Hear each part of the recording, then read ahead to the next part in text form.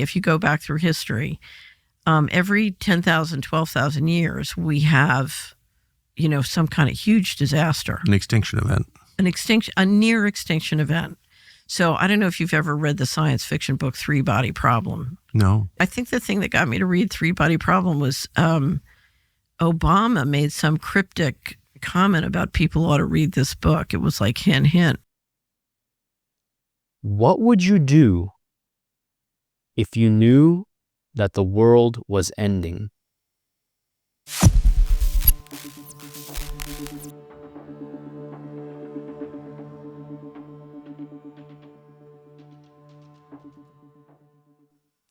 Welcome to this week's episode of the Globe Games podcast. And boy, do I have a doozy for you, especially if you're a bit more, not conspiracy minded, but if you enjoy the big picture.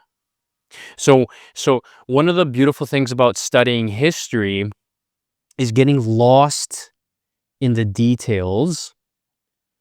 What were the generals writing? What did the queen think? Who was the lover? What did the concubine think? So the details are really interesting. It's what gives life to historical events. But at the end of the day, when we study history, when we read history, when we create movies about history in any period, we look at the big picture. We look at the big picture. We look at the big gears that are moving, and then to get a better understanding, we go deeper to the human level. So what was, like I said previously, what was, the marital affairs of the king or the president at the time, and how was it affecting his or her decision making, and how was that small gear turning a slightly bigger gear that was turning a slightly bigger gear, and then we zoom out to see what's the whole machine engine look like and which direction is it going in. So for those of my viewers that enjoy the bigger picture, for those of my listeners who enjoy connecting the dots, this is the greatest podcast you've probably never listened to. And what I'm referring to is the subject material of this week's episode. This week's episode is going to be super simple. We're going to be watching a podcast, listening to a podcast, and discussing it. And it's only one single podcast. And it is the Tucker Carlson podcast. And it is the episode with a lady called Catherine Fitz. Now, prior to watching this Tucker Carlson episode, I didn't know what Catherine Fitz was. After this episode, my God, I started consuming everything that this woman has touched in the past 20 years. I really went down a rabbit hole.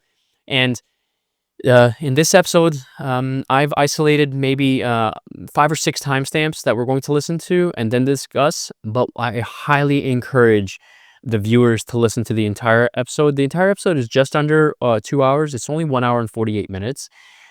I found it riveting, and for reasons why you'll see.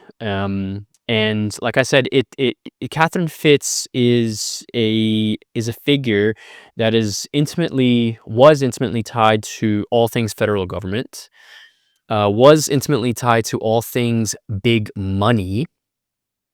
And when you are in that type of position where when you're intimately tied to big government and big money, you understand the marriage between the two, and then you understand how big money and big government, but primarily big money, in this video she's going to be alluding to central banks primarily, how central banks and big money essentially run the world and essentially run global projects, run globe games. And I found this podcast fascinating because she connected certain dots that we all are privy to. The individual dots we're privy to, but she connected them in a way that made you think a little bigger, and it made you think of the bigger picture. And she tied in briefly. She tied in, but from my perspective, it is a huge factor in how I view the planet on a planetary scale, like politics on a planetary scale. And she tied in this one book called The Three-Body Problem. We'll talk about it a little bit more later. Most of you who are watching have probably watched the series on Netflix.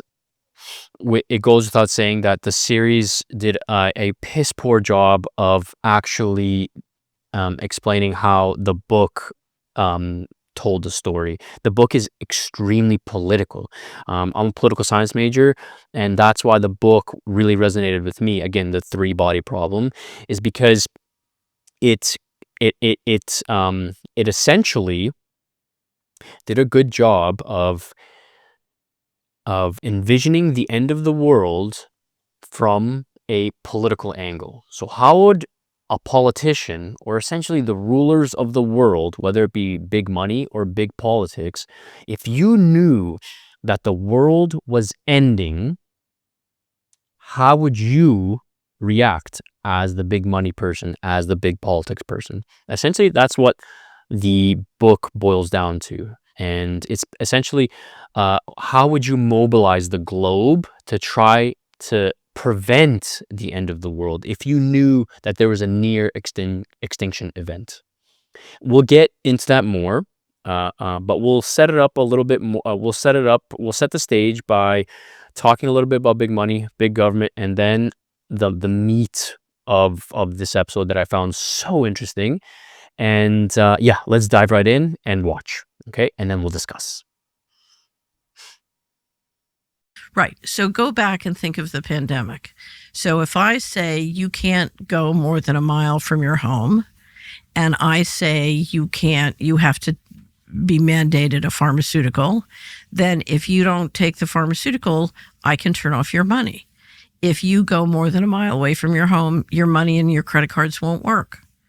So if, whatever rules I lay down, there's a wonderful example. The head of the Bank of International Settlements is the central bank of central banks.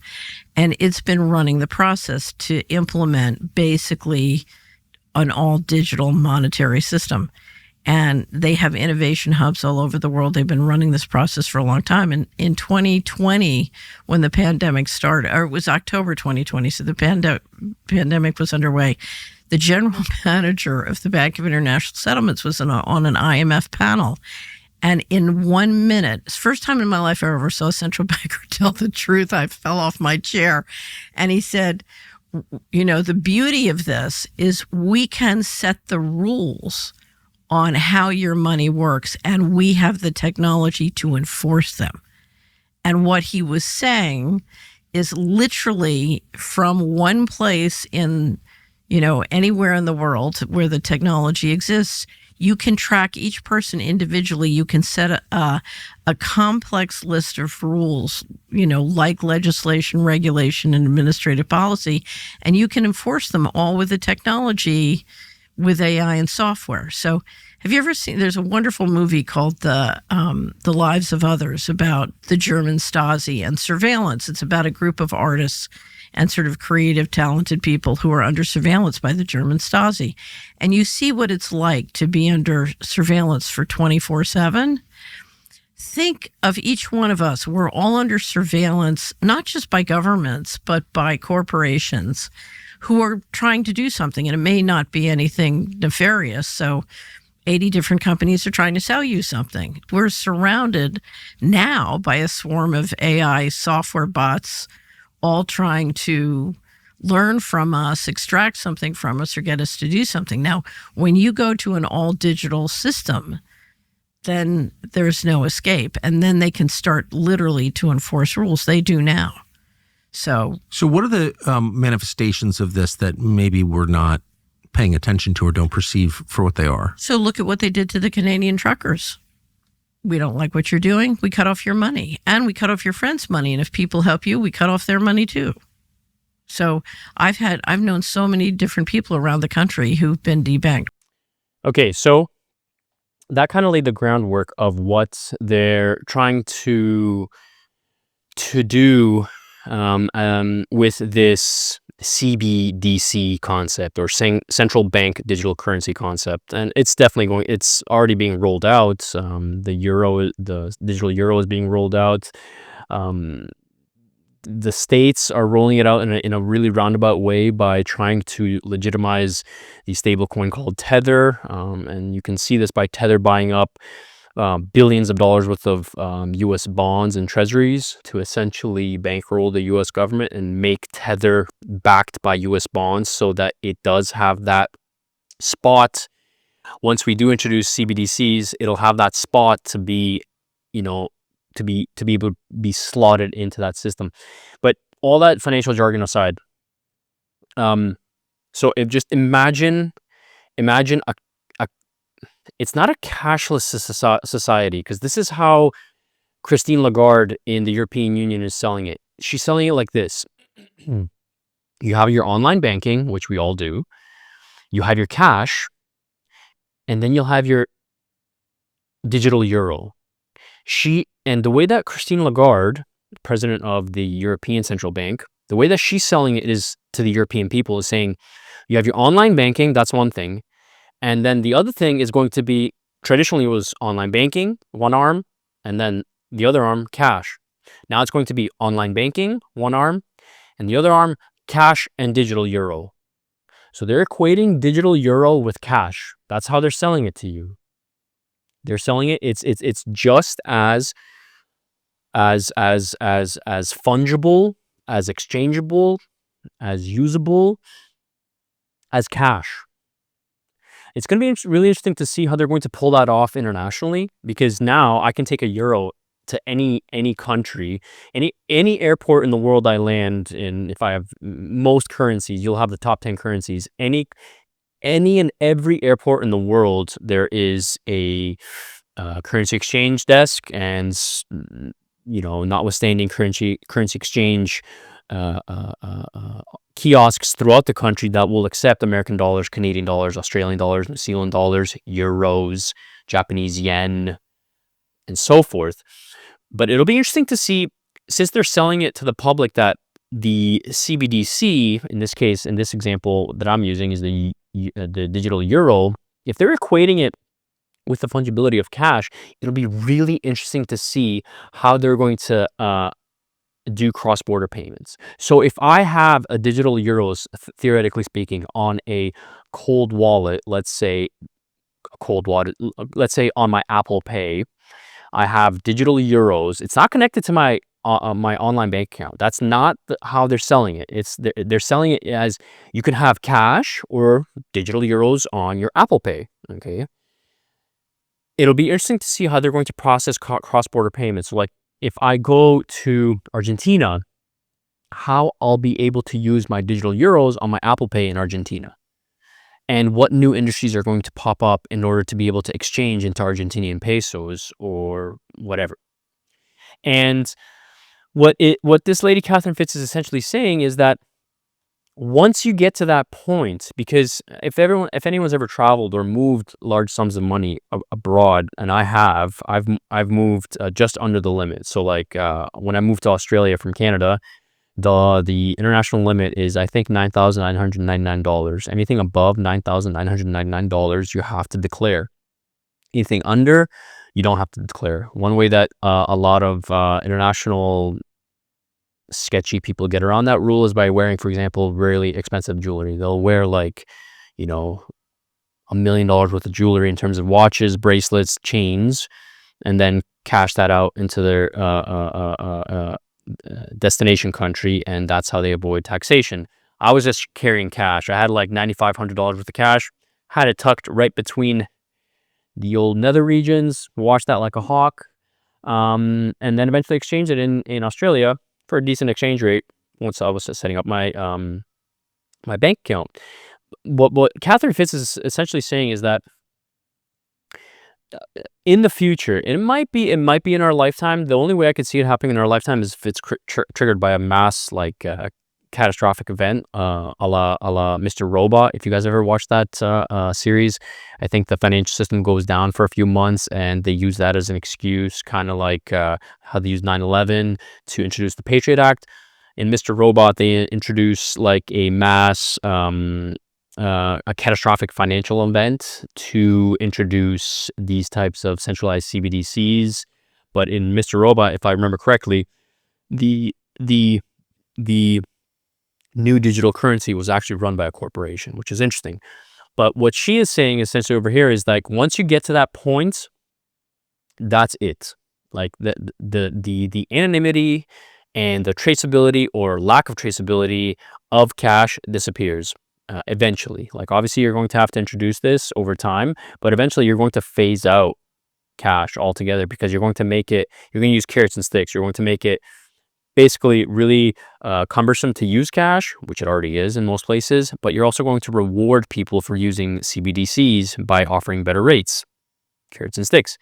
And what she is essentially saying is this can get out of control really fast, or it can get into hyper control, speaking from the central banker's point of view, and just use the example of what happened to the Canadian truckers during the COVID era protest.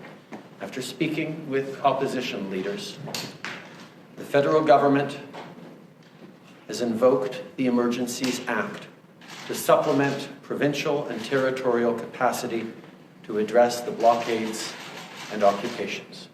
This already happened. This is like not during this new era. So like, we all Canadians, however you feel about the trucker protests, for me, I was extremely proud of the Canadian truckers and the protests, because it was the most Canadian way to really effectively protest federal, provincial, and municipal government policies by going straight to the heart of our federalist system, which was the capital city of Ottawa, and basically shutting it down. We kind of copied the French, how the French do it. But what ended up happening was these truckers, if people remember correctly, they were setting up GoFundMes, and the GoFundMes exploded, because these truckers were basically protesting on the streets of Ottawa for almost a month, I think, and obviously they weren't making any money, so they set up GoFundMe pages so that they can extend the protests. Well, what happened to GoFundMe? They nixed it. Obviously, the Canadian government pressured them, and they took away their money. The next step was the freezing of bank accounts. This is where Mark Carney, our current Prime Minister, influenced Chrystia Freeland, at that time the Minister of I don't know what, to freeze Canadian truckers' bank accounts and anybody donating to them. So there's that point of contact. There was a freezing of bank accounts to the initial perpetrators, and there was a point of contact seizure to anybody that donated to. So let's say my dad was a trucker. He went there, he ran out of money, and I transferred him $1,000 from my bank account to his bank account. Well, now his bank account, which was already frozen, initial point of contact, me, now my bank account is frozen too. This was a dystopian Orwellian occurrence chapter in an already dystopian Orwellian saga, which was COVID. And it was very disheartening to see that play out with relative impunity. They instituted something called the Emergencies Act, and under the Emergencies Act, essentially they allowed to basically break the law, and with impunity. Essentially, with this type of system where everything is digitalized, this will be much more streamlined, much more streamlined. Okay, and it's something that should be. It's interesting. It should be resisted at every corner, but the way that human nature works, and we'll dive into the next clip, it's a good segue into the next clip. At the end of the day, everybody has to feed their families. And this is how the elite operate.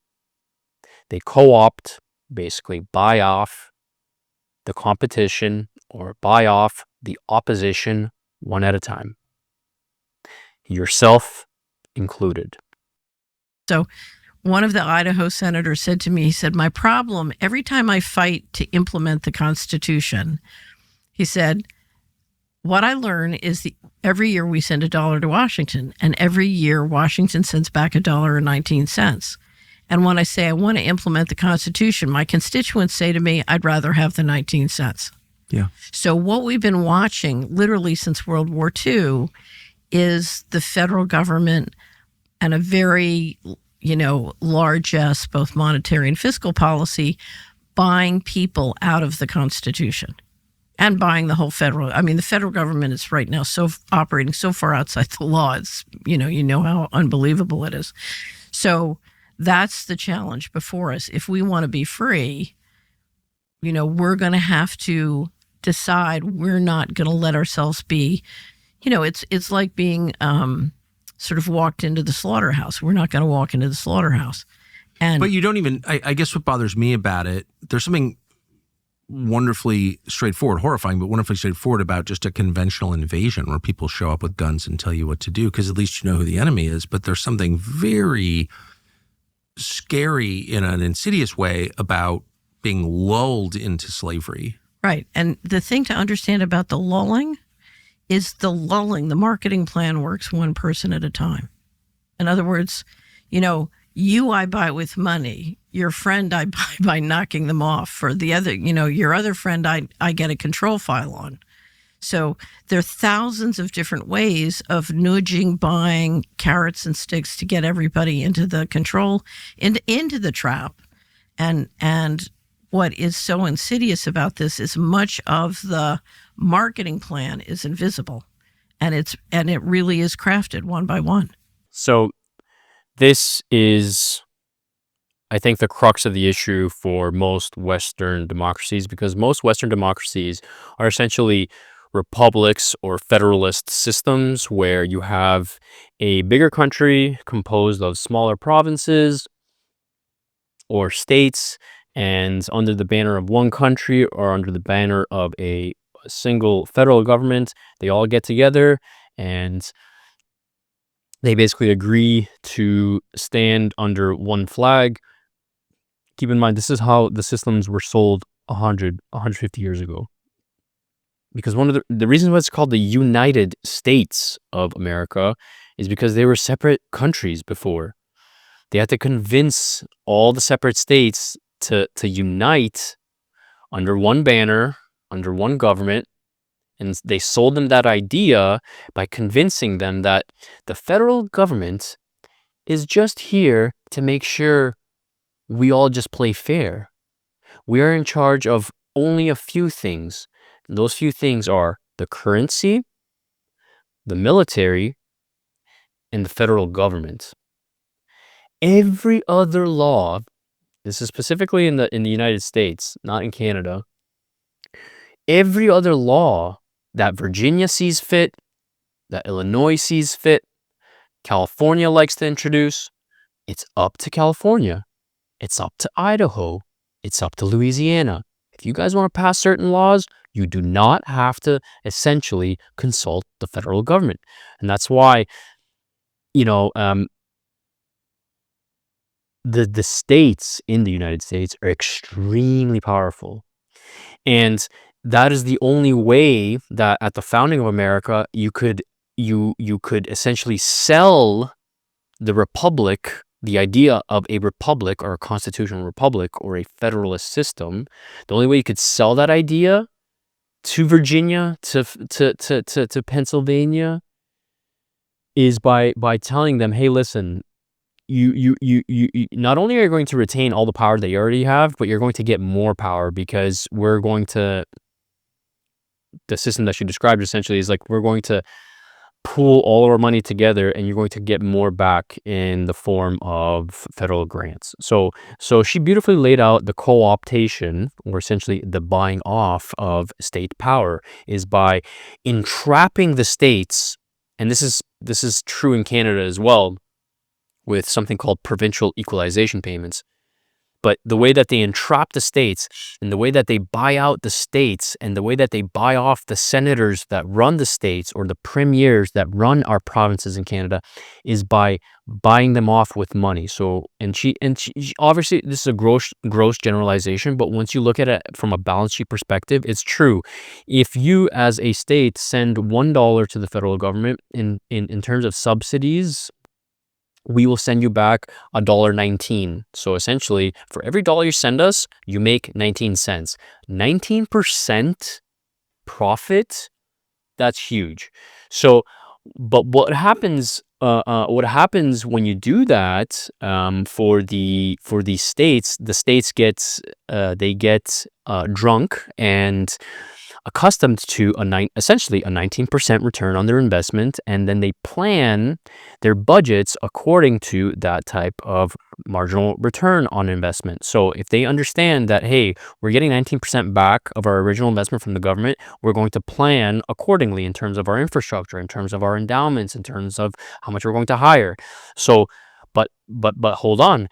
The crux of the issue is when you want to decide to do something that goes against the federal government, you can't, because then the federal government can come in and say, no problem, do your own thing, Virginia, no problem, do your own thing, Texas. But just so you know, unfortunately, then you're going to get cut off from federal funding. And you see Trump doing this. Trump's reining in certain states, certain renegade rogue states, and it can go either way. You could feel one way or about it or another, but I would venture to guess that 99 times out of 100, the states capitulate. They capitulate to the demands of the federal government. You might have some rogue states. I think recently Rhode Island is doing that with the laws that they have for the trans thing.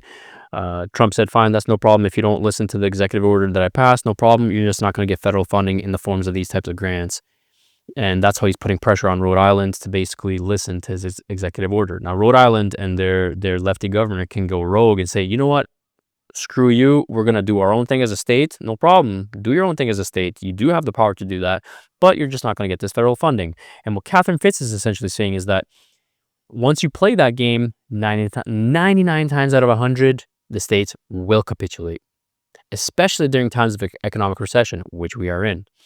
On the Canadian front, on the Canadian angle, earlier I mentioned something, equalization payments. Equalization payments is a pretty easy concept to explain. Equalization payments are essentially this. Now, this is again a gross overgeneralization, but essentially it's this. Each province basically sends a percentage of their revenue to the federal government. So I'm not exactly sure how much, but let's keep it simple and say 10%. So 10% of all the revenue that Ontario makes in terms of taxation, it sends directly to the federal government. Quebec sends 10% of the revenue it makes from its taxation to the federal government. Every province in Canada does that. They send 10% of their revenue to the government. And what the equalization payment is this. Essentially, anytime there's a shortfall in the revenue, so like let's say again, to keep the number simple, obviously 10% of $100 billion is $10 billion. 10% of $50 billion is only $5 billion. So you'll send in 10% every time, but the amount of money that you actually contribute to the federal government wildly fluctuates based on the success of your province. Back in the 70s, not a lot of people know, but the stock exchange, the main stock exchange of Canada was the Montreal Stock Exchange. It was the financial hub of Canada in the 70s was in Montreal. It wasn't in Toronto. And Quebec for a long time was a net winner. Having basically they made the most money. That province made the most money in Canada. Eventually, once the Toronto Stock Exchange, or once the MTX or the Montreal Stock Exchange migrated to the Toronto Stock Exchange, all the capital followed suit, and then Ontario was a net winner instead of a net loser.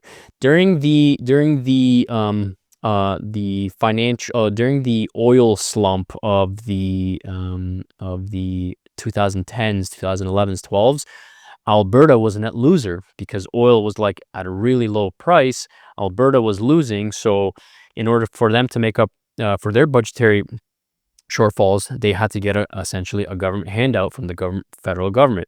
And that's what the equalization payment essentially is that, let's say your budget as a government is you need $10 billion a year to operate your province, but you only made $5 billion that year. The missing $5 billion will come from the other provinces. So they all pool their money together, and where if any province is suffering economically, the other provinces will essentially bail them out. For a long time, the have provinces were British Columbia, Ontario, and Quebec, but Quebec eventually became poor, and we were bailing out Quebec.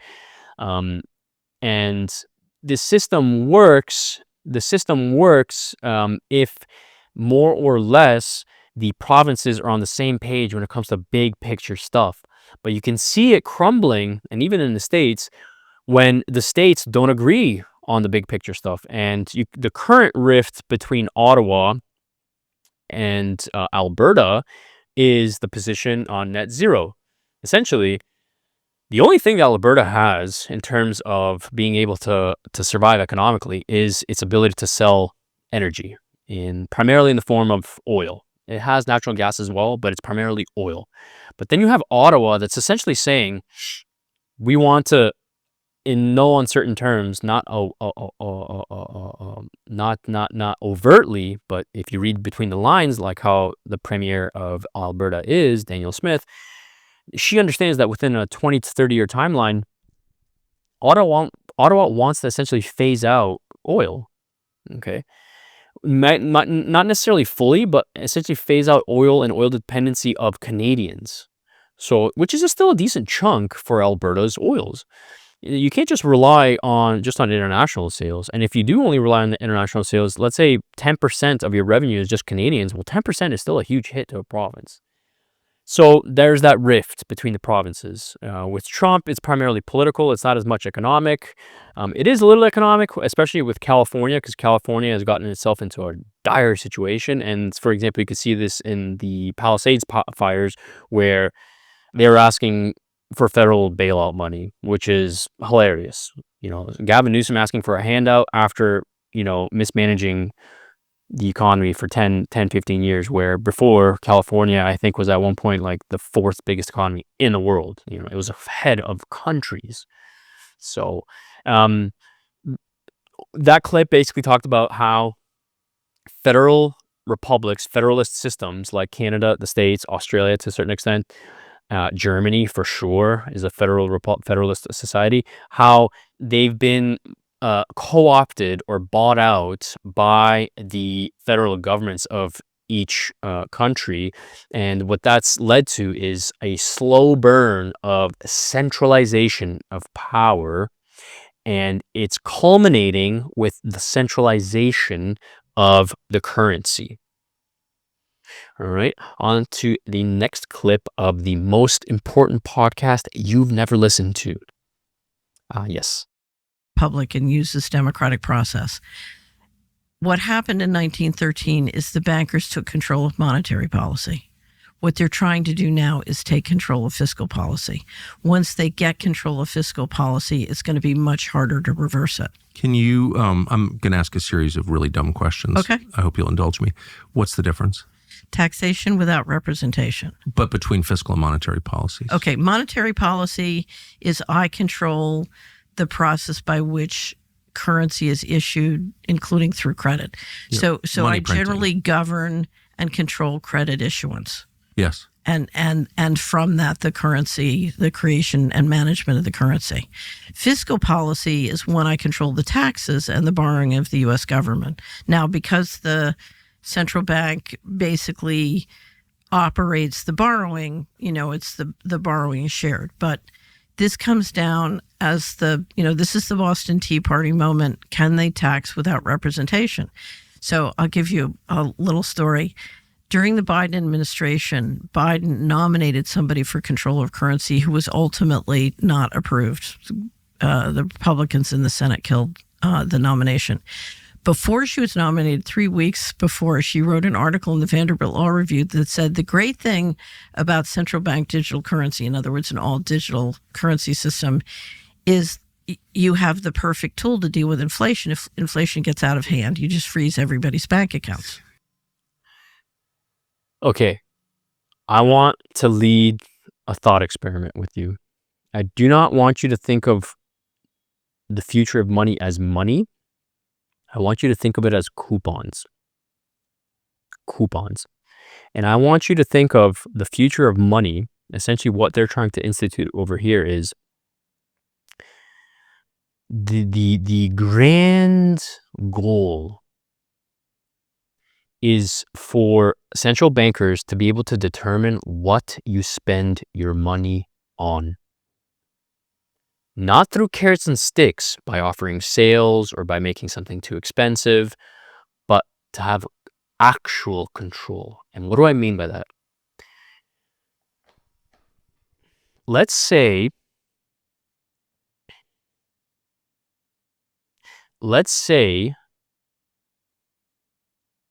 you want to go on a vacation. You want to take a flight.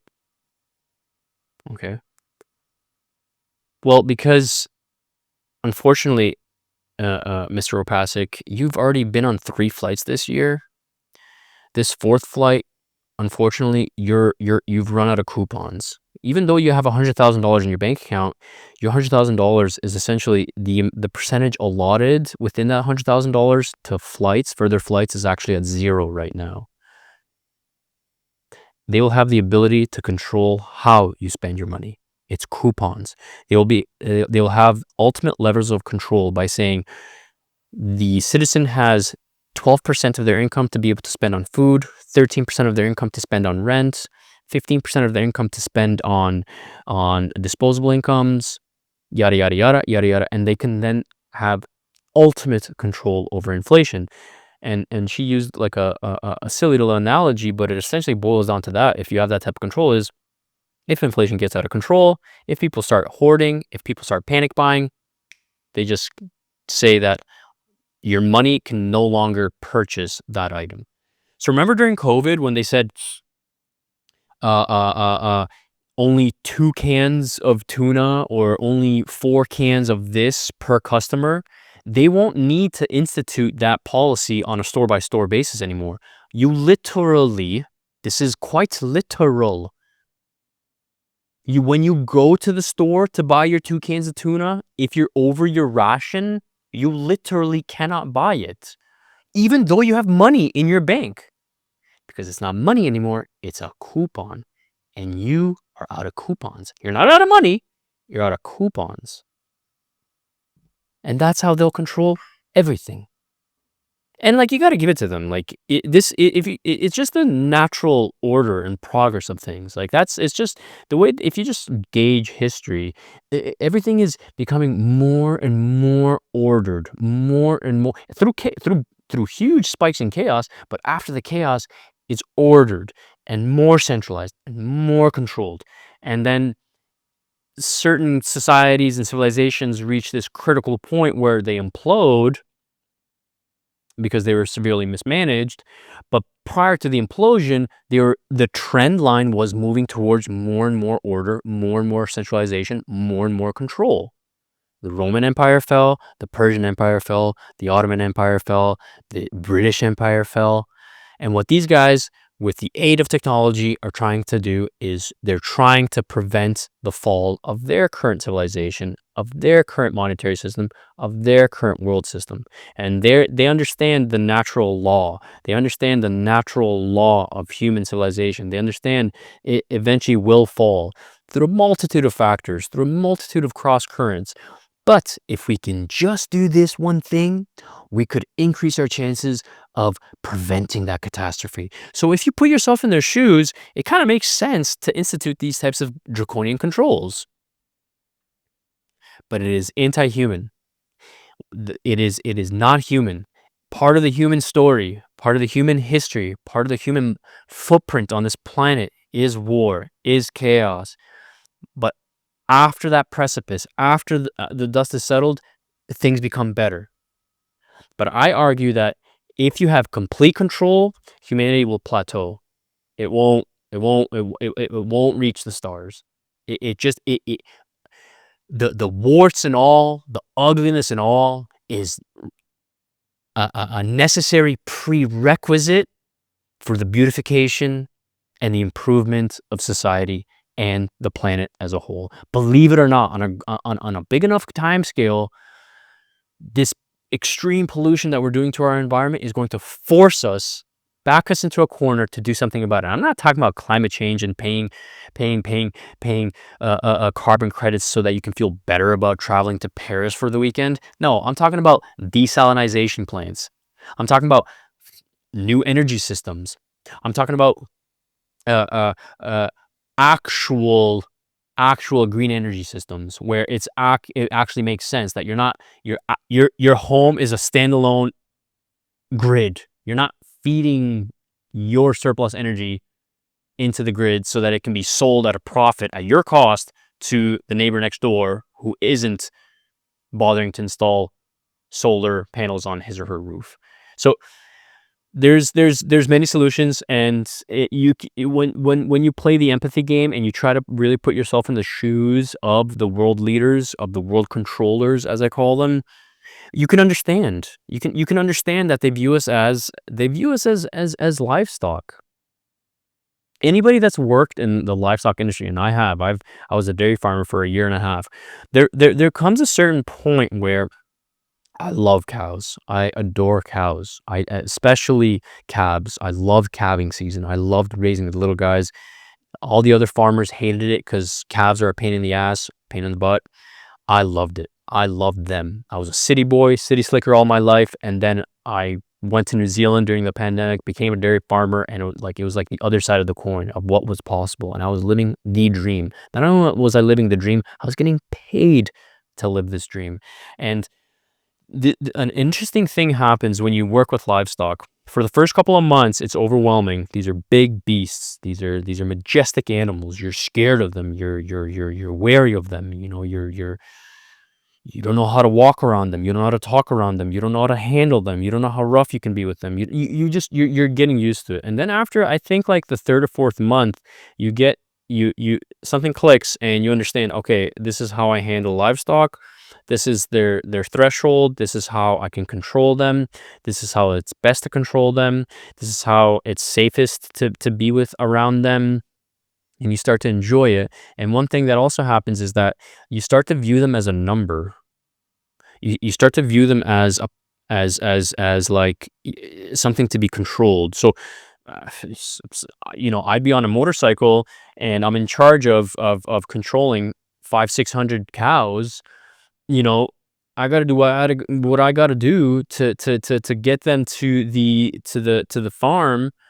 When one gets out of line, I'm going to get pissed and I'm going to treat it a certain way. And my argument is that when I put myself in the shoes of these world controllers, of these world leaders, and truly, I encourage the viewers and the listeners to truly put yourself in their shoes. They're tasked, no matter what you think about them, they're tasked with running the country. They're tasked with running the world as efficiently as possible. At a certain point, when you're that powerful, you're going to view human beings the same. You're going to view them as cattle to be controlled. You're going to view them as human minerals to be mined, or huminerals. You're a resource. Never forget that. In their eyes, on a one-to-one basis, if you sat down with Trump, if you sat down with Mark Carney, if you sat down with Giorgia Meloni, Macron, any of these fools, on a one-to-one basis, they will look at you as a human being, I'm sure. On a one-to-one basis, having a beer with them, having a glass of wine with them, amazing, great. But once they sit behind their desk, once they start writing their statistical models and trying to plan out for the future, they don't look at it on a one-to-one basis. They look at millions of people. And like Stalin said, for example, Stalin said, one human death is a tragedy. 1 million deaths, a statistic.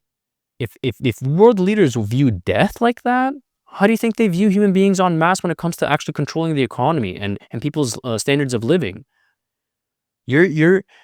Don't be fooled. You are nobody in their eyes. You are a number. You're a statistic. Get with the program.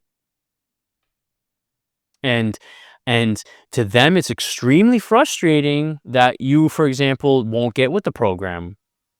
If they could just have a little bit more control and get people on the program, they could accomplish their goals much quicker, much more efficiently. They could accomplish them to begin with.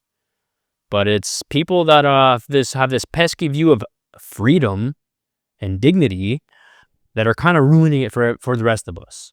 Wow.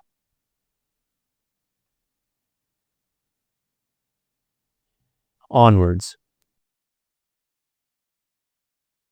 This is a great example. We're gonna watch a definition on what globalization is. Level of subsidy extracted. And if you look at some of the rules and regulations, we don't want to be a part of it. So we in India, I don't know if you ever saw it, one of the greatest explanations of globalization ever given.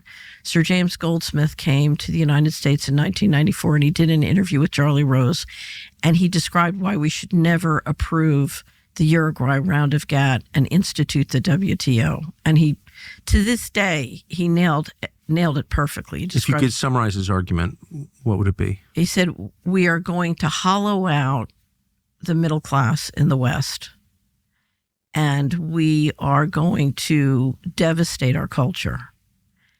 All to make culture? Money. Yes, our culture. We're going to devastate our culture, and we're going to devastate the quality of the food supply. He said that? Yes. So now those are my way of saying it. You should watch it. And I think to this day, I think it's the best description.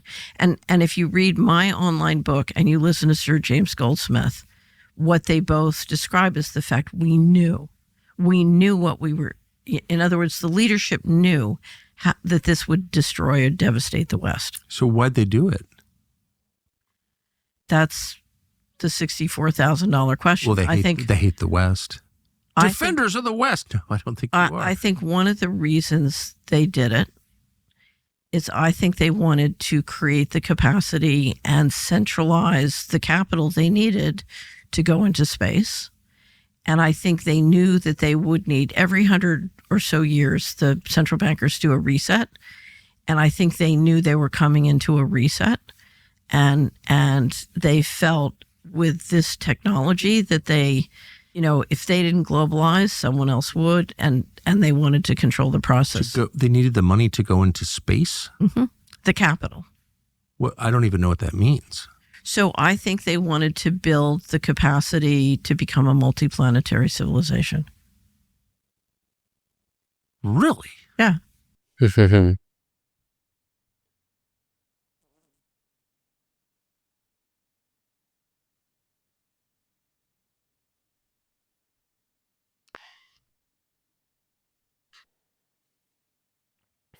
How do you get everyone on the same page? Through carrots and sticks. But it has to be a bit more sophisticated when it comes to huge numbers of people. With tribes under 100 people, it's a bit easier for everybody to get on the same page because you understand that every member of the tribe has to contribute somehow to the tribe, not because it's some moral good, but because the very existence and survival of the tribe hinges on everyone's effective participation within that tribe. When civilization entered the agricultural period, you had basically these giant city-states spring up with more than 100 people within the tribe. You had tens of thousands of people concentrated in one area that were non-nomadic. They were staying in that area for as long as they could because now they can farm and then use the excess of that farming to store the food. And the storage of food allowed people to basically expand almost on an exponential basis. Well, when you have such large numbers of people those tribal necessities kind of break down. So like, let's say you have a tribe of 10,000 people, right? You have a small city of 10,000 people. You can make the argument that not everybody really has to work to make that city successful. In the same token, you do have to efficiently manage that city, and that's where taxes come in. That's where taxation as a concept came in, right? So the rulers of these cities couldn't exert control over, or they couldn't micromanage all 10,000 people. The way that they did it was through taxation. They couldn't go knocking on door to door. Well, they kind of did with their stooges, but they couldn't literally sit everybody down and tell them, hey, listen, get with the program, get on board. This is what you have to do. They left it kind of open to you. Most people were farmers anyways, but they basically said, you have a tax to pay. You have to pay a tax. And if you don't pay a tax, you're going to get penalized. You're going to go to jail or executed. And the way that they can organize, the way that they can get everybody on the same page early was religion.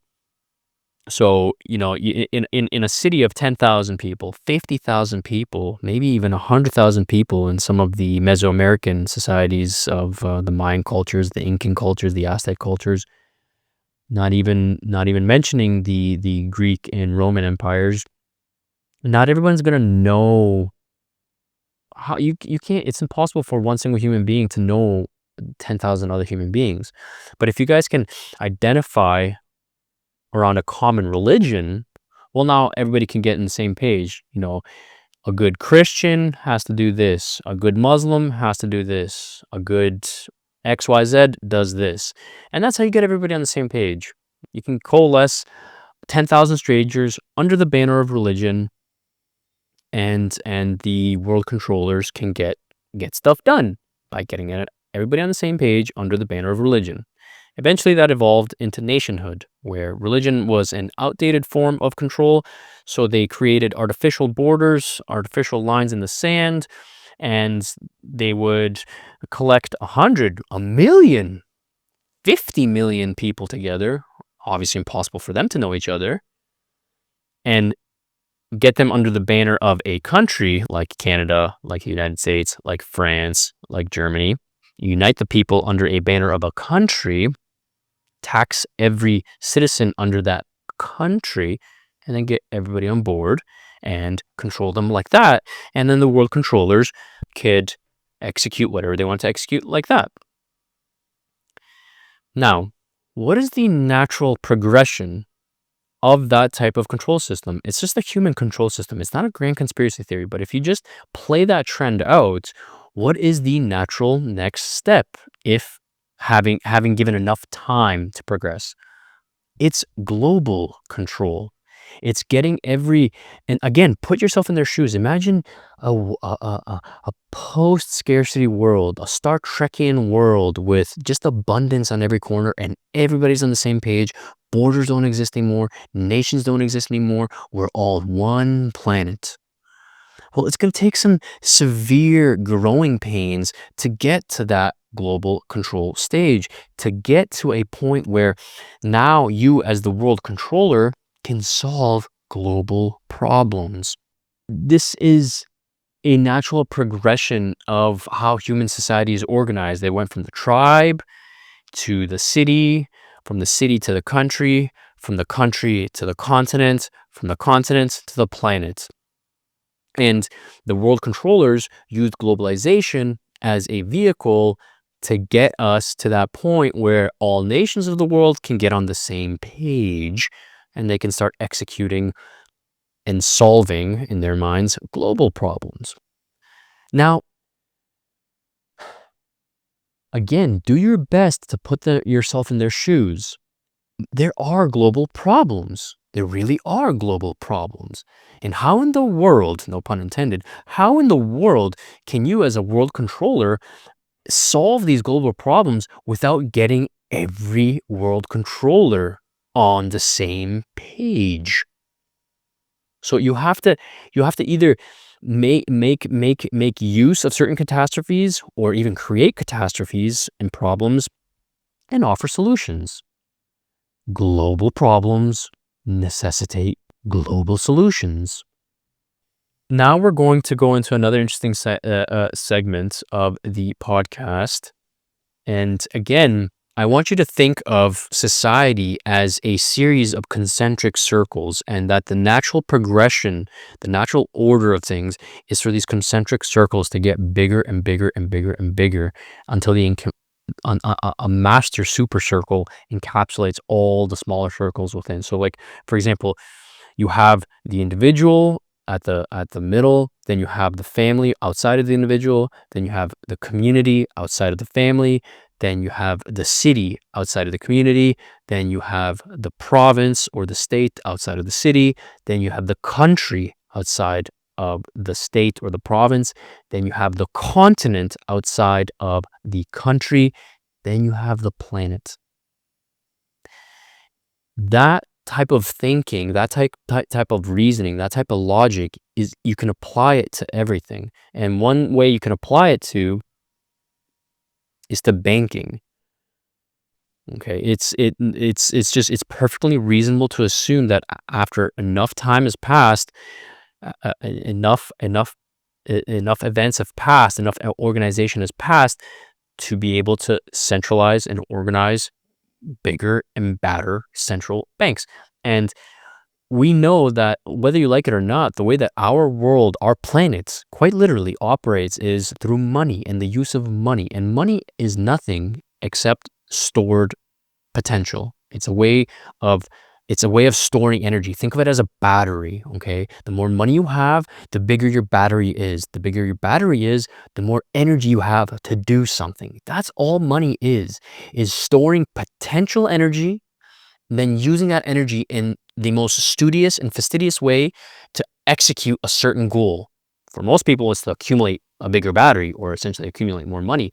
But put yourself in the shoes of the world controllers. How can they convince every single cow on the planet to get on the same page so that they can use you, the battery, in unison to create a super planetary battery to implement precise energy policies to solve certain global problems that are only solvable if every human battery is plugged into the system. Think of it quite literally like that. And then when you think of it like that, you know what? I understand. I get it. I understand the human propensity for control.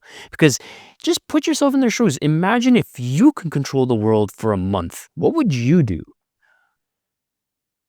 What would you do? And then analyze and cross-analyze it and compare and contrast it with what they're doing. Not by what they're saying, but what they're doing. And then you won't sound like such a big of a conspiracy theorist. So we're going to jump into the next clip, and we're going to, it's essentially going to talk about, it's the longest clip of the bunch. It's around 5 minutes, but I highly encourage you to stick around. It's going to talk about the BIS, the Bank of International Settlements. It's the super bank. If aliens came to the planet and they wanted to set up a checking account and a savings account with planet Earth, they wouldn't be going to TD. They wouldn't be going to Bank of America. They'd be going to BIS, the Bank of International Settlements. This is the bank that represents planet Earth. Think of it like that, okay? And Catherine Fitz is going to give a great breakdown on the BIS and its structure and more importantly its function within human society and what they're attempting to do on a planetary scale. Well, I've never heard that before. So you believe, going back 30 years, that people in the U.S. government and in the finance world wanted money for space? Yeah, it wasn't U.S. government. It was the central banking. If you look at the group of people who meet through the BIS. What's that? The BIS is the Bank of International Settlements, and it's the central bank of central banks. Where is that located? It's in Basel, Switzerland, and it has 63 of the most powerful central banks as its members, and the New York Fed and the Fed are both shareholders. They became shareholders in 1994. In one sentence, what's the purpose of the Bank of International Settlements? Okay, so there are two things you need to know about the Bank of International Settlements. I'm not sure my brain's big enough for this, but keep going. It is. Okay. It has sovereign immunity. What does that mean? It's above the law. It's its own country. Right. It's its own country. It has its own police force. And essentially, other than one of its staff being in a car accident or, minor things, no one has the legal authority to move against it. Okay. It has sovereign immunity. That's number one. Number two, it can move money and hold it on its on its balance sheet and manage money secretly. So if I want to, I'm grossly oversimplifying, if I want to steal $21 trillion from the U.S. government and park it on the balance sheet of the BIS, it can move it anywhere in the world and it can keep it on its balance sheet secretly. Why would there be an organization? First of all, where does its power? Like, who empowered it to have sovereign immunity and the right? It was created after World War I, and sort of collected its powers and got going in the 30s. And it was created in theory to manage the reparations of the German government. But if you read the real history, it was because the Bank of England and the central bankers wanted an entity that had sovereign immunity. They wanted to be able to move money secretly. So, for example, if you look at what happened during World War II and all the money that was moving back and forth between the Germans and Americans, Dulles was over in Switzerland helping to manage all these transfers back and forth. So there's a wonderful book called The Tower of Basel by a wonderful Hungarian journalist where he documents and describes the whole history of the Bank of International Settlements. And if you want to understand power in this world, understanding how the Bank of International Settlements and the plumbing of the central banking system works is very, very important. I've always been worried that if I knew more that I would become mentally ill. No. So I just have to say that reality is sort of the door that you open to find real solutions. So there are real solutions, and the biggest obstacle to implementing them is nobody wants to face it. So I used to have a pastor who would Nobody say, wants to face the truth of how things actually work. Nobody wants to face the truth. And I understand that, because the hardest thing I ever had to do, Tucker, was look in the mirror and say, I'm the patsy. I was the assistant secretary of housing. I didn't know, and I went along, and I didn't face this. I should have seen this faster. I should have said, I'm the patsy. And it's sometimes it's harder than facing death to admit that you've been part of, a big lie and you've been tricked. As someone who advocated for the Iraq War on television, I've lived this to some extent. Oh, no. Yes, I did. Well, part of facing this is you have to forgive yourself. You really have to. But I used to have a pastor who would say, if we can face it, God can fix it. Because you have to understand, we can't fix it. There are many, many things we can do to change the course. And I believe ultimately freedom can prevail. And there's many things we can do to help that happen. But ultimately, this is a spiritual war, and you have to call on God. You have to call on the divine. And that's where the battle is ultimately going to be decided. And that means, literally, I believe this is true, the divine intelligence cannot go to work unless we're willing to face it. We have to look at it. We have to pray. We have to ask for help, and we have to deal with it. And the real solutions will be cultural. There'll be millions of people acting in their own life, refusing to be controlled, individually. So very, very wise what you just said. I think it's true, and thank you for saying that. Be honest to all the viewers out there. Before I mentioned the BIS, who heard of them? Who of you heard of the BIS? And more importantly, did you understand like a cursory, shallow? Did you have a cursory, shallow understanding of what the BIS even is? I would honestly venture that less than 10% of the people out there, if you were to do like a man on the street style interview, they would have never heard of the Bank on International Settlements.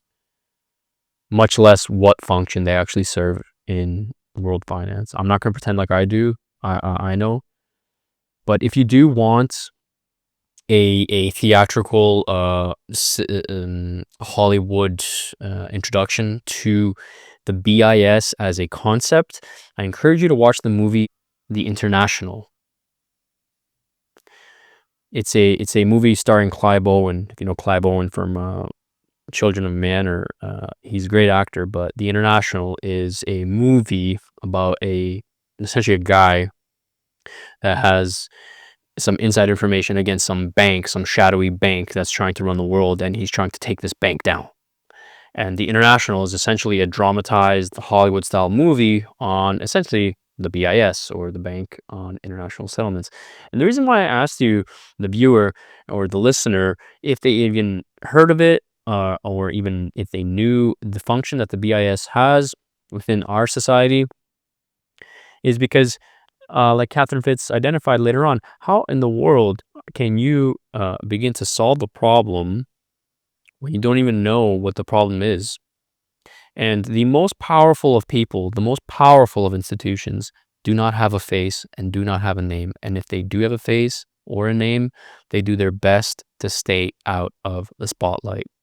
So how is it that the most powerful bank in the world doesn't have its logo plastered everywhere? Where Apple, Microsoft, Mercedes, Bank of America, TD, all these multi-corporates spend ungodly, obscene amounts of money to get their name out there, to have their logo plastered everywhere. But one of the most, no, you could argue, the most powerful company in the world has its logo only on boring academic journals and policy documents? Riddle me that. I encourage you to look into the BIS. What the BIS essentially does is essentially it's a clearinghouse. And what a clearinghouse is essentially is a clearinghouse, from what I understand, its most basic concept is essentially a third party institution that makes sure that the two other parties, their exchange of money makes sense. So if I'm institution A and I want to pay institution B for a certain product, I send over $100 million to institution B, and institution B sends me a financial service in return. Well, the BIS in the middle of that, it's a middleman essentially, is going to make sure through its ledgers, through its accounting, it's going to literally ensure that transaction goes through. So you as party A and party B have nothing to worry about. When you click send, when you click deposit, when you click pay, you know you're insured by the BIS or the clearinghouse that your money is going to go through to the correct party, and that the correct party is going to return the product or service that you purchased. That's what a clearinghouse essentially is. It's basically settling transactions in between parties. But the BIS is settling transactions between not banks, but central banks. So the most powerful banks on the entire planet, 63 of the most powerful central banks on the entire planet are party to the BIS. They swear allegiance to the BIS. And how are they swearing allegiance to? Not explicitly, not overtly, but subtly, by acknowledging the fact that by being a member bank of the BIS, you acknowledge the fact that the BIS has sovereignty, that you cannot sue them, that they are not liable for anything. Moreover, the other part is that their ledger is essentially secret. You have no access to the ledger. You have no access to their books, which means that if a government or a set of governments around the world, if they want to collude together, and if they all want to get on the same page, and they're not paying attention to their own countries, but they're saying we need to extract as much capital from our own citizens to be able to get onto the same page so that we as a globe can solve global problems, the BIS essentially allows us to move money around the world in a shadowy way where we are not liable for it and nobody can trace it.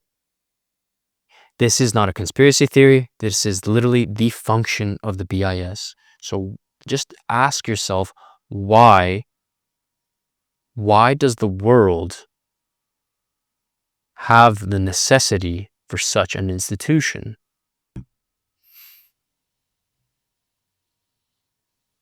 Why does the world need that type of institution? Put yourself in the shoes of the world controllers.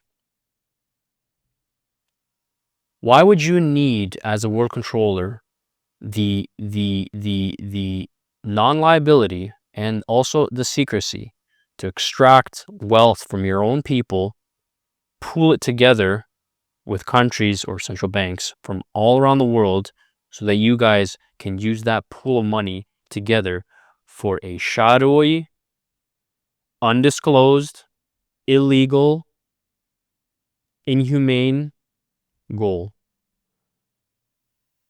Return to the cattle analogy.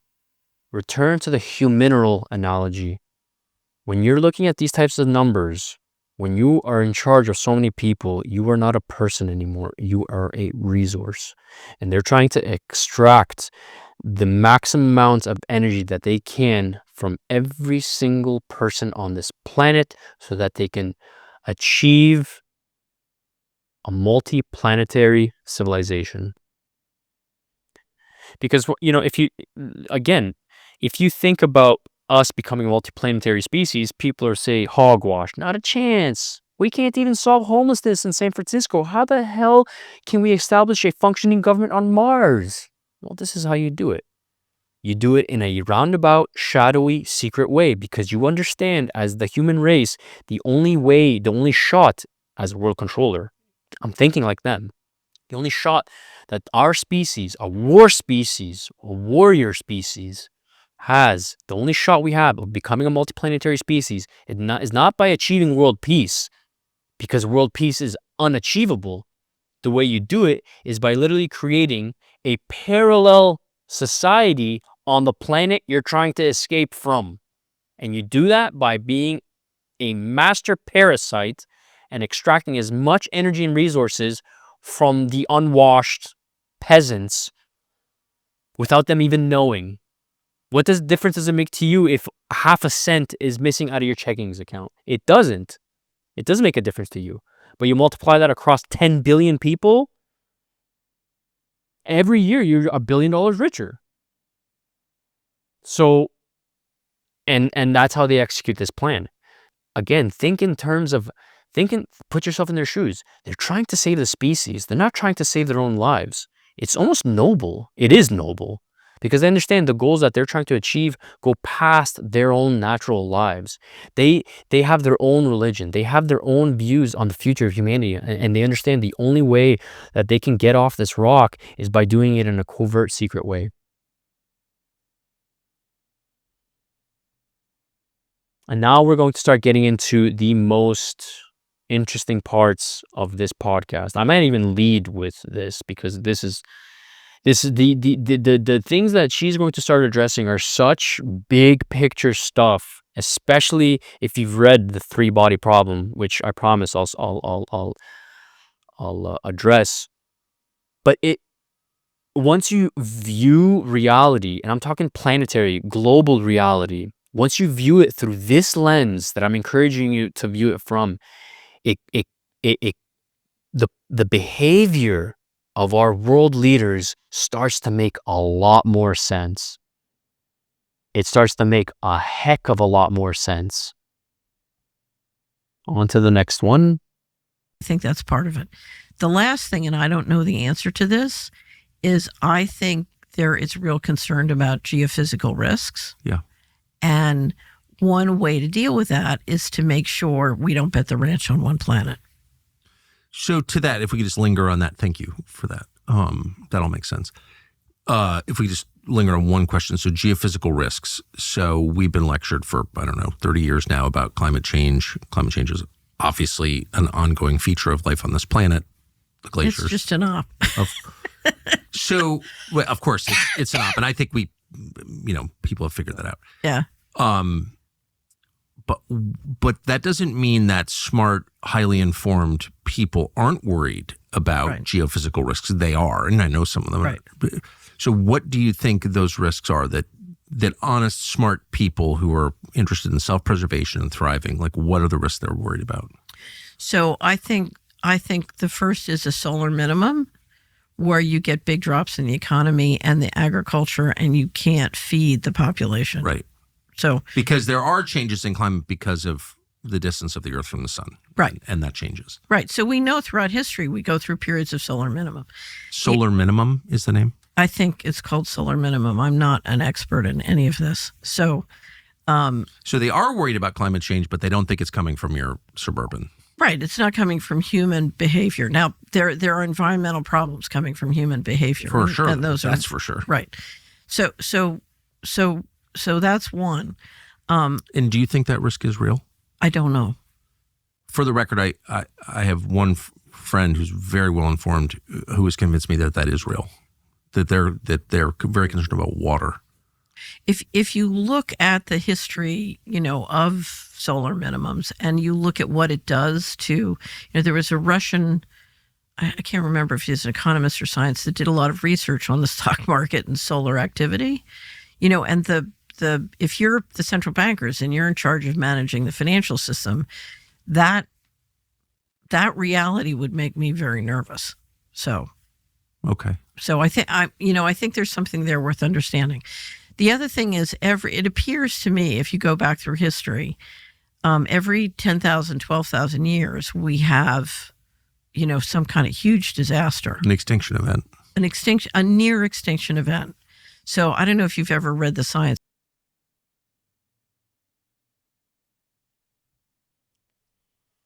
About 2,000 years ago, the Roman Empire was on the precipice. One of the reasons why the Roman Empire became an empire, the area where Rome is, the Mediterranean, the Adriatic, one of the reasons why it became such a powerful city-state was because of its climate. There was a period of 300 to 400 years where the seasons in that area of the world were so perfect for agriculture that it got to the point where you could literally throw seeds on the ground and they would grow anywhere. And that allowed the agricultural societies of the Roman people to thrive. Now, from what I understand, around 100 BC, we experienced a solar minimum, what Catherine Fitz here is alluding to. And I don't know the exact numbers, but what essentially happened was the area where the Roman Empire was situated essentially got hotter by a couple of degrees. And now if you're thinking about timescales of hundreds of years, what ended up happening was after a while, that area was experiencing longer summers. And because they were experiencing longer summers, they were experiencing less rain. And because they were experiencing less rain, they were experiencing longer droughts. And because they were experiencing longer droughts, they had less food. They had less food. They had less of the thing that allowed them to become rich and prosperous to begin with. And what ended up happening was this solar minimum, the effect that it had on the Roman Empire and the economy of the Romans, lasted a couple hundred years. And what ended up happening was the people of the Roman Empire became undernourished, malnourished. And if anybody knows, when you're malnourished, when you're undernourished, when you're in a caloric deficit constantly, the body is under a tremendous amount of stress, not only physically but also mentally, because you're constantly searching for the next calorie. So what ended up happening to the Roman people was they had a very suppressed immune system. And because they were constantly malnourished, they had a very suppressed immune system. They had a very stressed immune system. And because they had a very stressed immune system, they were much more prone to disease. And because they were much more prone to disease, new diseases and new viruses developed because they had the ability to jump from sick to sick to sick person. And that they developed, the more a virus can jump, the more disease can jump from person to person, the more it can develop the ability to jump. And the more sick people there are to jump to, because if a sick person infects a relatively healthy person, the disease stops essentially at the healthy person. But if everybody's malnourished, if everybody's weakened, well, that disease it's easy pickings. It's gonna jump. So what ended up happening in that period of the Roman Empire was huge amounts of famines, huge amounts of droughts, huge amounts of plagues were constantly hitting the population in waves. And it brought the Roman Empire to its knees. So much so that Emperor Constantine, when he inherited the empire, realized that if he doesn't do something quick, the Roman Empire can literally crumble. And one thing that happened at the time was, after this, keep in mind, this process was over hundreds of years. Because of this, the Roman public lost faith in their gods. They thought the gods had cursed them. They did all the necessary prayers, rituals, and sacrifices, and yet still the rain wouldn't come, and yet still their newborns would die, and yet still they would get sick and die from dysentery, diarrhea, cholera, whatever it may be. So they said, well, the gods have turned their back on us. I'm going to turn my back on the gods. Constantine realized this, the new emperor of the Roman Empire, and said, listen, we got to get everybody on the same page. And I heard about some guy in Jerusalem. My mom is kind of into him, some cult guy called Jesus Christ. We're going to switch religions and get everybody on the same page by switching and institutionalizing a new religion. It just goes to show you how big of an effect, and the solar minimum is directly responsible for Romans adopting Christianity as their religion. So 300-400 years of economic distress due to the solar minimum caused a pagan society to switch to a monotheistic society. That's how big of an effect a solar minimum can have on a human society. That's huge. It's so, if you don't understand the gravity, the shift in perspective that this, not only it takes a long time to shift a culture's perspective, but for a culture to get to the point where that shift is necessitated. Just imagine right now, tomorrow, Donald Trump comes out, creates an executive order saying, America is not anymore a Christian nation. We are a Buddhist nation, and everybody better fall in line, and everybody start better praying, going to the nearest pagoda to you. Like, imagine, and also then imagine like people accepting this. Like the situation of the empire, the situation of the civilization we're talking about, this hypothetical one, would have to be so dire for the leader to execute this plan. That's it's a really interesting way, and it really paints the picture of what an effect that a solar minimum could have. So if you put yourself in the shoes of the world controllers, and this is what we're going to dive into next. Put yourself in the shoes of the world controllers.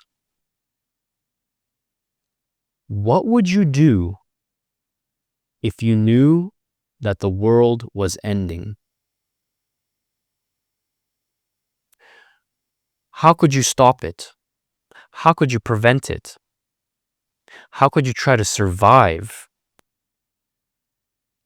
What would you do if you knew you were about to experience a near extinction event, a complete extinction event, unless you did something today, unless you could somehow save a tiny percentage of the human population, so that when the extinction event occurs and enough time has passed by, those people that were situated in the ark could return to the surface and repopulate the planet under a new world order.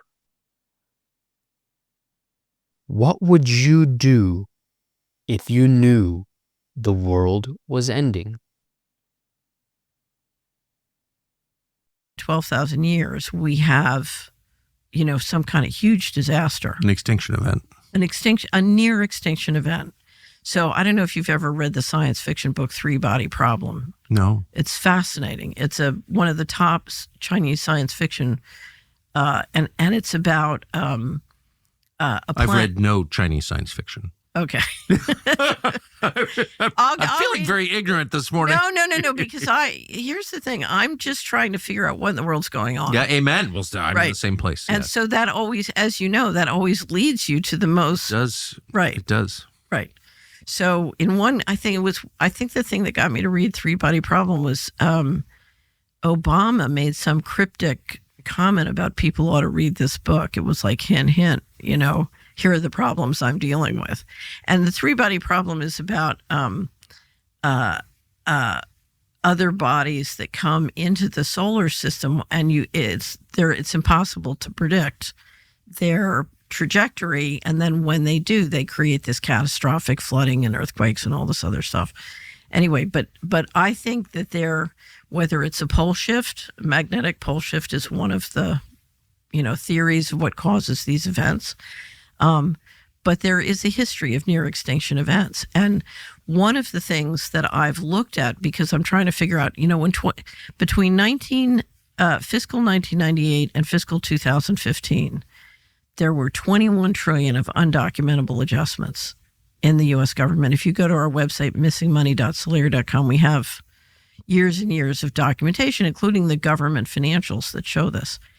And so the question is, where's all this money going? And one of the things I've looked at in the process of looking at where all this money is going is the underground base and city infrastructure and transportation system that's been built. Okay, Three Body Problem. To date, so I consume a lot of science fiction. I read a lot of books, and Three Body Problem, and I'm a huge fan of the alien UFO genre. The Three Body Problem series, it's a series of 3 books written by a Chinese science fiction writer. I think the first book came out in like 2006, 2008. Don't quote me on that. I was first intrigued by the title, The Three Body Problem.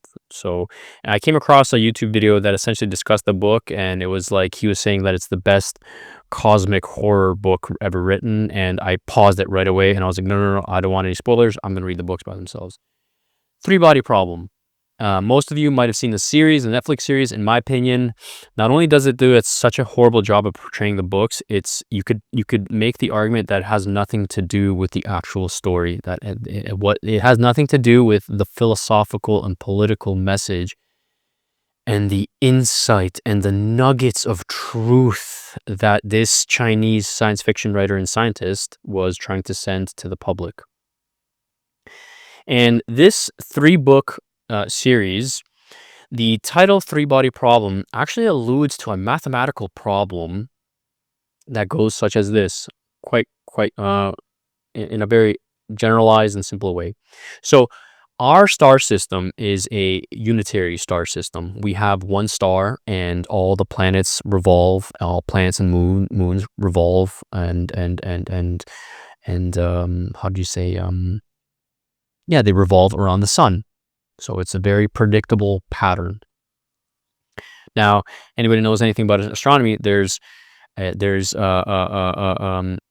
dual star systems, or how do you call them? Like bipolar star systems, essentially, where it's like 2 stars that are circling around each other. So it's 2 star systems, imagine 2 suns circling around each other, have a very predictable gravitational pattern, and then around those 2 stars, planets as well. And when you have 2 bodies, when you have a dual star system, because eventually after enough time has passed and there's been basically an equalization of the forces and they've become stable, now with that stability between the two binary star system, that's what they're called. Now this binary star system has some type of stability.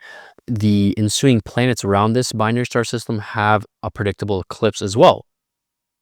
This is the 3-body problem. This doesn't just have to do with stars, but it has to do with mass in general. If you have a binary star system, hypothetically, if you introduced a 3rd star, mathematically, when you have a binary star system and you introduce a third star into that binary star system so that it's a tri-star system, mathematically, you cannot predict the position of those stars over time. Just try to picture it in your head, because their gravitational pulls are all over the place, and it's affecting them in such minute ways that over enough time, they're going to either fling out of orbit or have a wildly different orbit around each other. And it's not going to be stable. It's not going to be stable. That's the key. That's the key to this.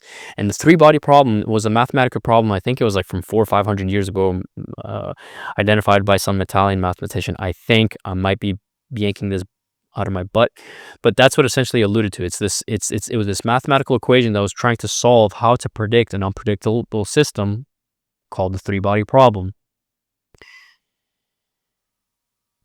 She touches on a different aspect of the book, but what the book essentially is, the book does a master class in painting a hypothetical scenario where if you are the world controller of planet Earth, and if you got a heads up that you are about to be invaded by aliens, how would you structure your world? How would you operate planet Earth so that you can defend yourself from this alien invasion, and not essentially cease to exist? How could you get everybody on the same page if you knew the world was about to end? So in the Three Body Problems books, the world is ending in two ways. The aliens' worlds, they're called the Trisolarians. Their world is ending, and because their world is ending, they're migrating to Earth to take us over. On Earth, the world is ending because of the alien invasion. The Trisolarians, the reason why their world is ending is because their planet is a part of the Trisolarian star system.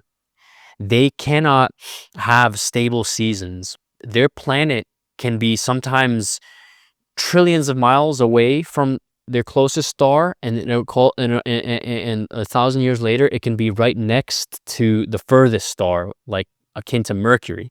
So their civilization, their entire civilization basically structured itself around trying to solve the three-body problem mathematical equation so that they can predict their sun cycles so that they can survive as a species on their planet. And what they basically came down to, they realized is, we can't fix this problem. We need to go off-world. We need to go invade another planet. What Catherine Fitz is alluding to, and this is where conspiracy kind of comes in. This is where it's really fascinating. There's this, I'm sure you guys have heard of the 10th planet conspiracy theory, or if you've heard of the term Nibiru or the Anunnaki. What that conspiracy theory is essentially alluding to is something that she alluded to before. For some reason, every 12 to 13,000 years on our planet, something goes wrong. Something goes terribly wrong. Something akin to the Trisolarian civilization, where, the gravitational pull of a third star comes in, or even of a second star in our situation, comes in and just wreaks havoc on the planet. So what she is essentially alluding to is basically that Nibiru conspiracy theory, where, and it might not even be a 10th planet, it can be any body, okay? Any planetary, any celestial body. And the theory goes such as this. So our solar system, in a very crude way, if you look at it from a top-down basis, you have the planets, they're orbiting the sun in a very predictable pattern, and it looks like concentric circles. In reality, it's not concentric circles. They're actually different forms of ellipses. So they're not perfect circles, they're like ovals.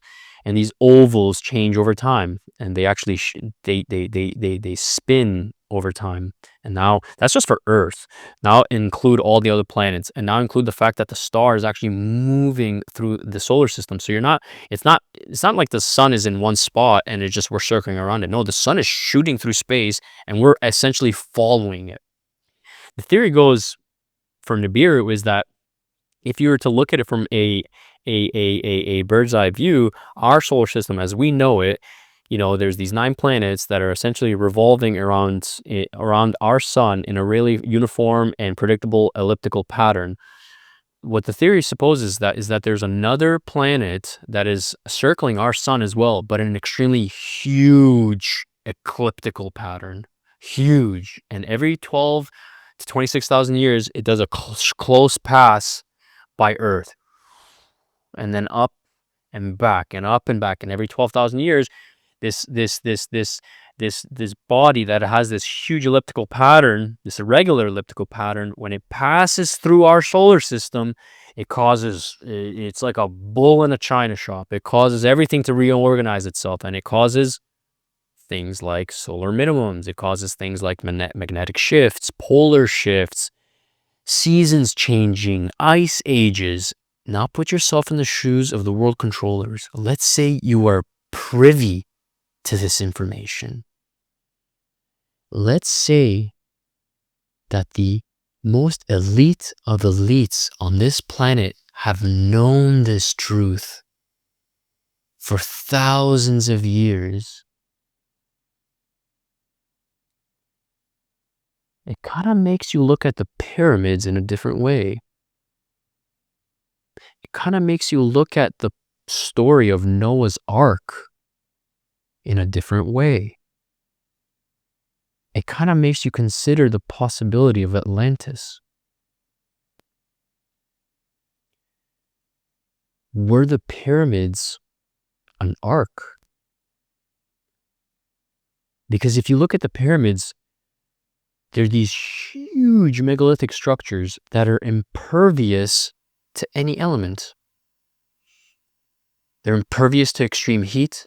They're impervious to flooding. They're impervious to the desert.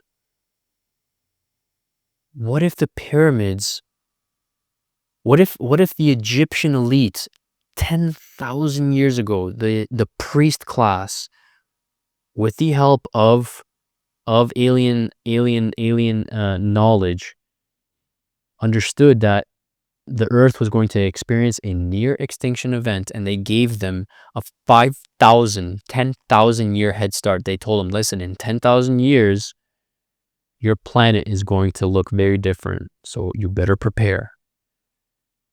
Maybe that's why they built the pyramids. Maybe the pyramids were, like I said, an ark where hundreds of thousands of people can go to huddle for a month, a few months, until above ground everything passes. And then if you extend that logic to our current day elites, what if they're privy to the same information? And what if everything that they're doing right now in the name of globalization to get everybody on the same page is so that we can create the systems necessary to be able to survive this near extinction event? That is the true value of the Three Body Problem series. It's not this science fiction question which has been posed millions of times. What would happen during an alien invasion? What would happen during a apocalyptic event? That's not the value that the book brings. The value that the book brings is it's a master class in analyzing this event through a political lens. It analyzes the events of the world through the political elite and how the political and banking elite, with foreknowledge of an alien invasion, they have like a 400-year window. They realize that in 400 years, the alien fleet is arriving. So the political and banking elite has a 400-year head start to get ready so that they're ready for this alien invasion. And the entire book series is essentially about that. How do we organize the planet to get on the same page? This is such a fascinating podcast that it necessitates another episode in its own right, just discussing the Three Body Problem, and I intend to do that. I'm going to discuss the books in a very broad and crude basis and introduce some of the concepts that are explained in the book and then kind of delve deeper into them. But the reason why this video was so fascinating is because this lady is brilliant. I highly encourage you to listen to the podcast itself. Her name is Catherine Fitts, Fitts. Just YouTube Catherine Fitts, Tucker Carlson. You'll find the episode. And I guarantee you, if you stay with this podcast for the hour and 48 minutes, you will delve deeper into her content and into all the information that she's bringing out. Obviously, I only touched on 3 or 4 clips that she had, but it delved into the bigger picture. And I think analyzing the bigger picture gives so many of us solace, because at least it allows us to believe in a bigger myth. And if we believe in a bigger myth, it allows us to tolerate the wickedness of this world. Thank you for joining me on this week's episode of Globe Games Podcast. If you guys can please like and subscribe. And one final thank you to the woman behind the camera. You know who you are. Thank you very much. All right, guys. See you next week.